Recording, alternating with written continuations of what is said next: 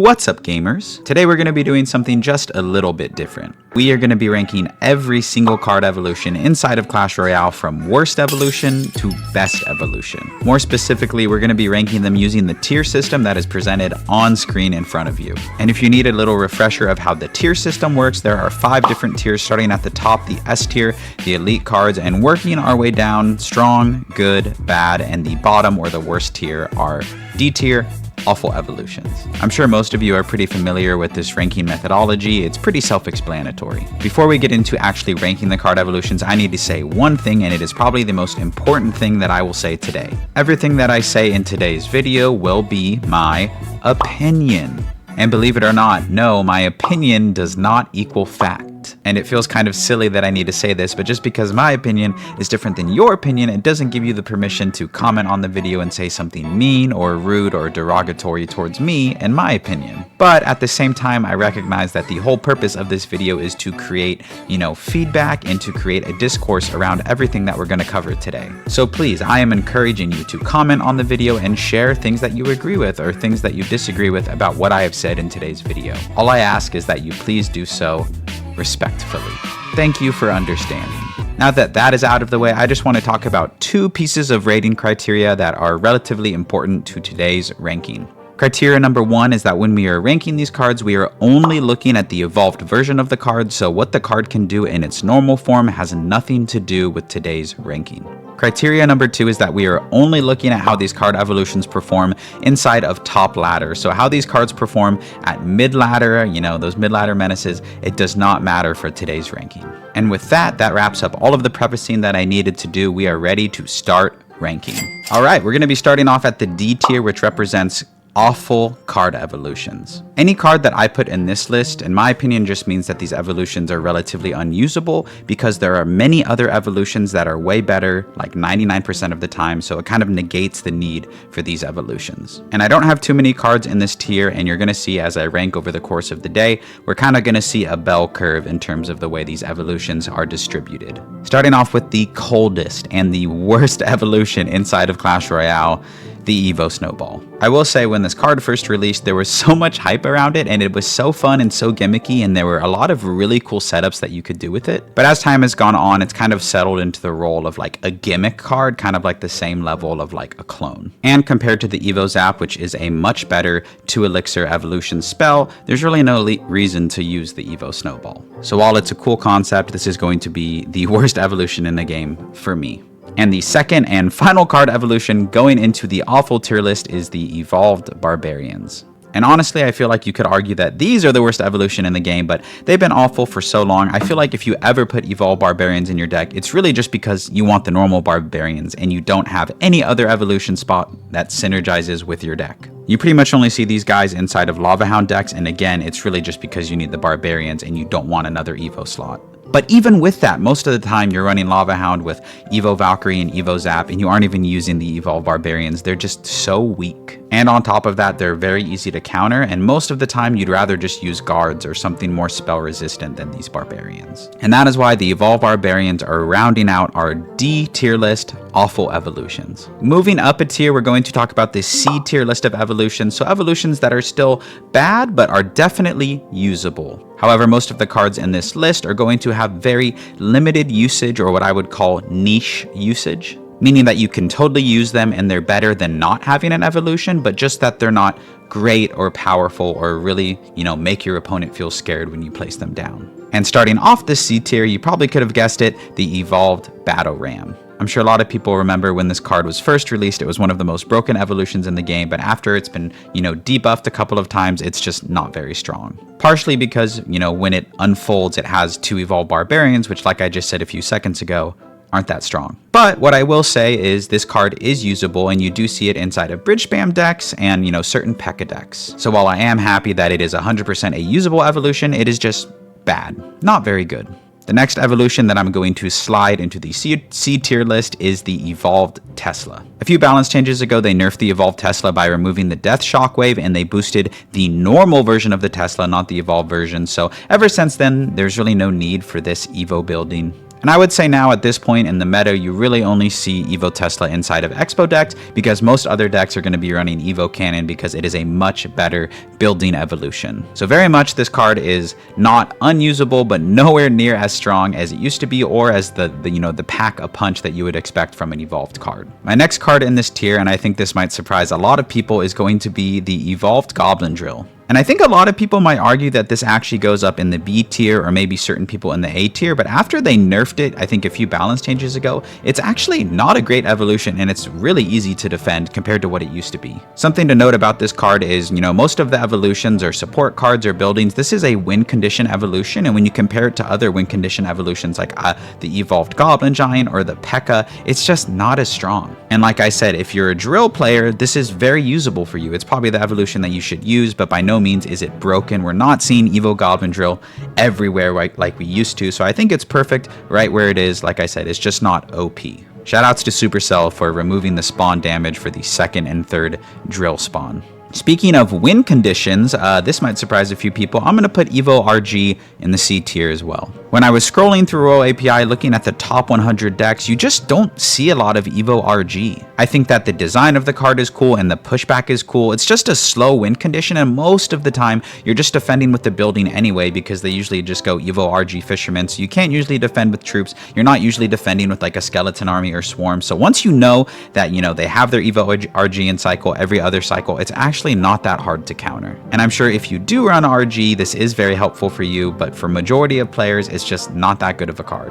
And speaking of bad evolutions, I think I'm going to get a lot of disagreement on this one. We'll see. I actually think that Evo Mega Knight kind of falls down into this C tier. But now that it's been out for a few seasons, similar to like the Evo Goblin Drill, it's like people learned how to defend it and you realize it's actually not that good. If I was ranking evolutions from a mid-ladder perspective, this would definitely be an S or A tier evolution, but honestly, it's not that great. But for me, in my opinion, it lands right in the C tier.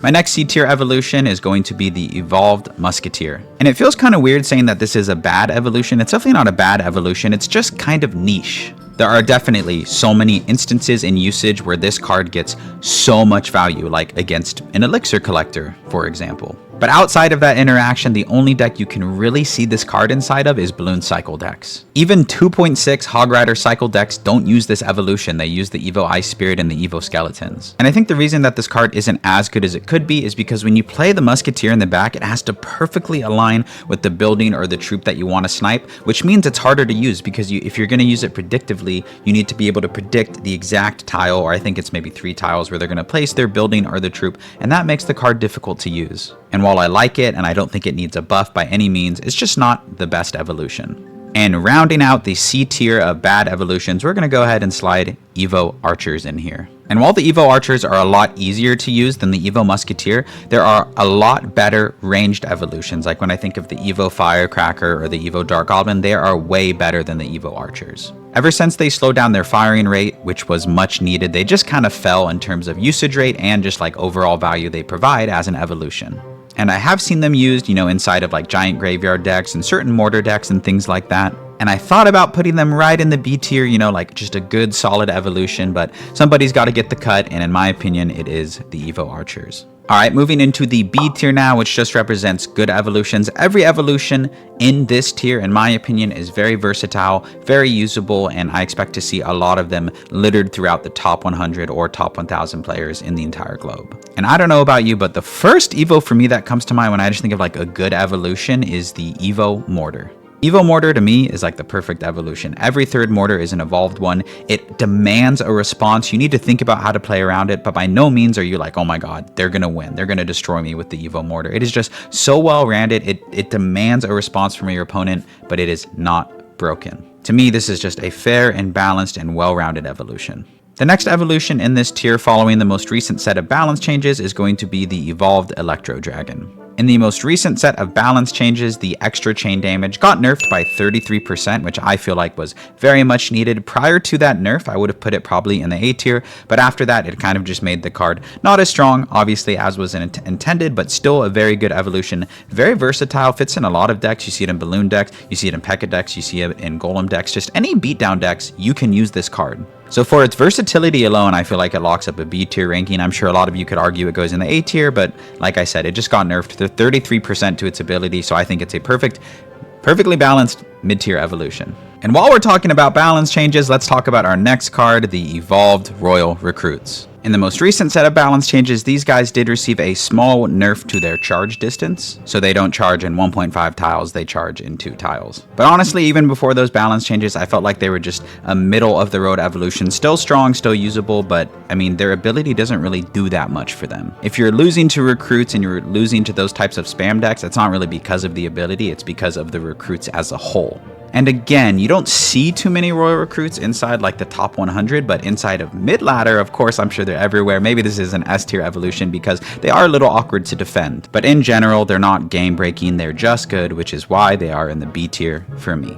And we're going to keep the train rolling when it comes to balance changes, and we are going to talk about the Evolved Goblin Barrel. So after the balance changes, the Decoy Barrel is now completely visible, kind of removing the whole point of the Decoy Barrel in the first place. But by no means is this card bad. You still have the ability to apply dual lane pressure. Basically now, you just need to make sure you always have a tank for the Decoy Barrel, but the normal Goblin Barrel still stands by itself, and this evolution is still really good. I think the last time I made one of these lists, I put it in the A tier, but in reality, I think it's right, you know, in the middle of the road. It is a strong card, totally usable like every other card in this list, just not broken. Another card that really resonates with that last statement that I made is the Evolved Goblin Cage. This one is funny because it kind of reminds me with how I think about Evo Mortar. When I see it on the board, I'm like, oh nice, they have Evo Goblin Cage. I don't think, you know, my game is ruined or I'm going to get destroyed, but it is a very good evolution. You want to play around it, especially with all of the beatdown that's in the meta with the Evo P.E.K.K.A. and Evo Goblin Giant and, you know, Rune Giant, those types of decks. This card is very usable. And on top of being usable and strong, it fits into many different deck archetypes, which is why it falls into the B tier for me. And the next card that falls into the B tier, even after the balance changes, are the Evolved Wall Breakers. So in the most recent set of balance changes, they received a small buff to their death damage when it is on troops and buildings, but not on the Princess Tower, which in my opinion actually makes them more viable on defense. Before you could play them defensively and they wouldn't really do that much, but now you can use them defensively. If you're not using them to kite, you can actually play them into a swarm and it'll do a decent amount of damage. But at the end of the day, if you have a building in your deck, you're not scared about Evil Wall Breakers. They're relatively easy to defend. It's just like a -1 trade for you most of the time. So yeah, they're just a strong, good evolution, and this is where they belong.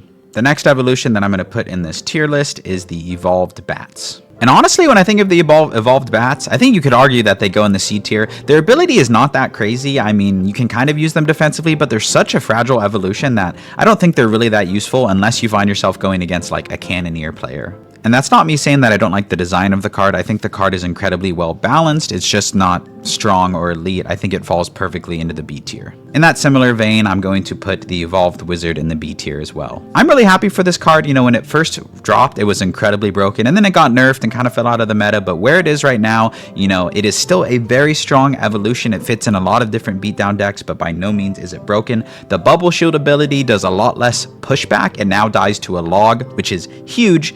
So it makes it a very well-balanced card. It is definitely a card that you need to manage and track the cycle and respect it. When they have an Evolved Wizard in cycle, you have to defend differently. You can't really defend as much with swarms behind the P.E.K.K.A. or whatever their big tank is. And I'm just really happy with what Supercell has done with this card, so it lands in the B tier for me. And the last card that falls into the B tier, based on, you know, my perspective, is going to be the Evolved Zap.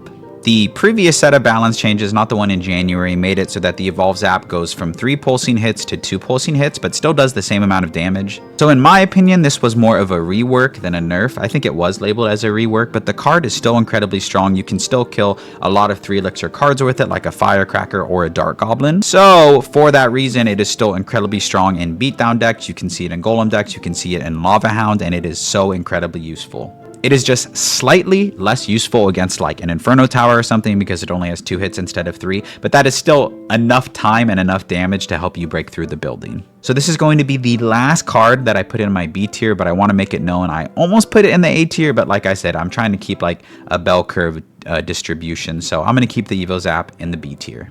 Okay, things are heating up. We're moving up a tier into the A tier, or in my opinion, the strong evolutions. And I think the hallmark of a strong evolution is when you see the card used in a bunch of different deck archetypes that don't normally fit the deck build of this card. So when I look at every card that I place here, I'm like, oh yeah, like it's in this type of deck, it's in this type of deck, because it is such a good evolution that it makes sense to play it over cards that usually work in the deck because the Evo is not broken, but strong. So we only have 7 cards today that fall into this category, but of course they are all very strong. I'm sure you could probably guess them. Starting us off strong, the new and recently reworked Evolved Ice Spirit.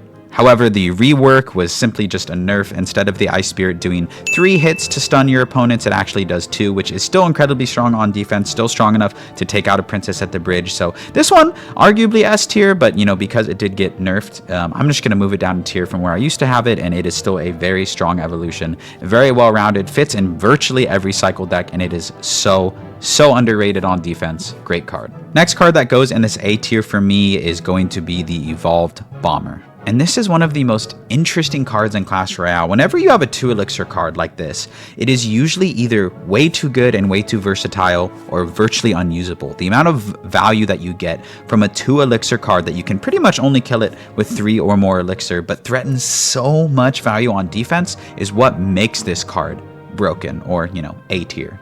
I think another reason why this card deserves to be in this tier is the value that it can provide not only on defense, you know, wiping out entire swarms, but the value that it can provide for you on offense, and the fact that it can hit, you know, multiple units at once and hit the Princess Tower from virtually the bridge makes this card very difficult to defend. You know, it's hard to play around. It's basically a replacement for the Magic Archer for only half of the elixir, which is why we don't see lots of Magic Archer and why this is once again a very strong evolution. Kind of staying on track with, you know, versatility and value and ranged units, we are going to talk about the Evolved Firecracker. This one is a little different than the Evolved Bomber because you can get a 3-for-3 trade every time with arrows, but most of the time you see the Evolved Firecracker in quick cycle decks, so you know, you might be able to arrows one, but they're going to catch you without your arrows once, and when they do, that Evolved Firecracker gets so much value. Plus, with the new Rune Giant, it's like, okay, you really have to take this card seriously. Arguably one of the most frustrating cards to play around. It is so versatile. You see it in so many different decks, and that is why it falls in the A tier. Similar to the Firecracker, and I'm trying not to have recency bias, but by far one of the best ranged units in terms of evolutions is the Evolved Dart Goblin. The fact that the poison from the Dart Goblin stays on the unit until it is off of the map is just incredibly strong. And I feel like they're going to change that in the balance changes where the poison doesn't last that long, because if you've ever seen it on a golem or you've seen it on a lava hound, all it takes is a few shots and it just destroys the entire push.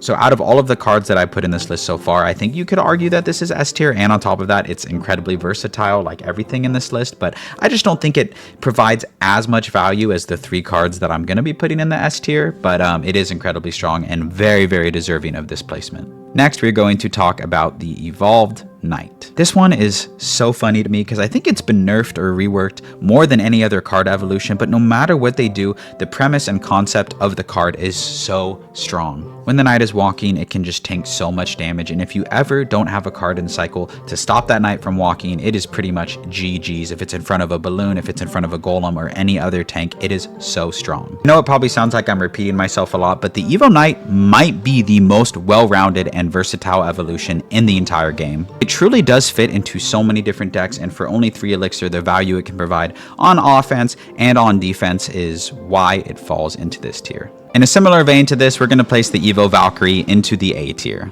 I think this is going to be the first and only card on this list that doesn't have as much offensive promise as it does on defense. But the value that she provides on defense cannot be understated. The fact that when she's swinging, it attacks air units and pulls everything in like a tornado is unreal on defense. And in my opinion, other than the Evo Skeletons, this is the best defensive evolution in the game over the Evo, you know, Tesla and the Evo Cannon. So for that reason, the Evo Valkyrie easily falls into the A tier.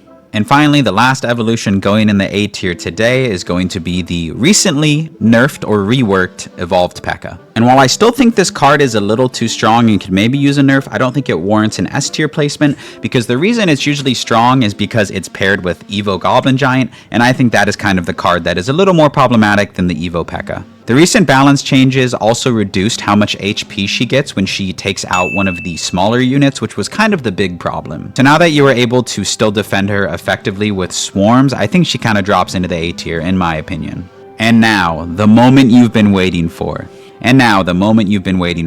The holy grail of card evolutions, the S tier, the elite cards. Tier are by far the best card evolutions in the game, and you very much should argue need some sort of rework or some sort of balance change. And even after balance changes, evolved skeletons are still an S tier card. And while I am a fan of the balance changes, changing it from 4 skeletons to 3 skeletons, it really didn't fix the underlying problem with the card, which is that for only 1 elixir, it can take out an entire 8 elixir golem, a 5 elixir giant, a 6 elixir goblin giant. And so I think the real issue with this card is that because of the potential of getting +6, +7 elixir trades or taking your entire opponent's tower, this will never not be an S tier card for me because of the potential upside of the card. I think the only thing that would make me drop this card from S tier is if they limited the amount of spawn or net damage that the card could do. So for example, maybe let's say after 6,000 hit points have been done, the skeletons just disappear or something like that. But because they are in theory infinite until you have to play something on them, which is always a positive elixir trade for you,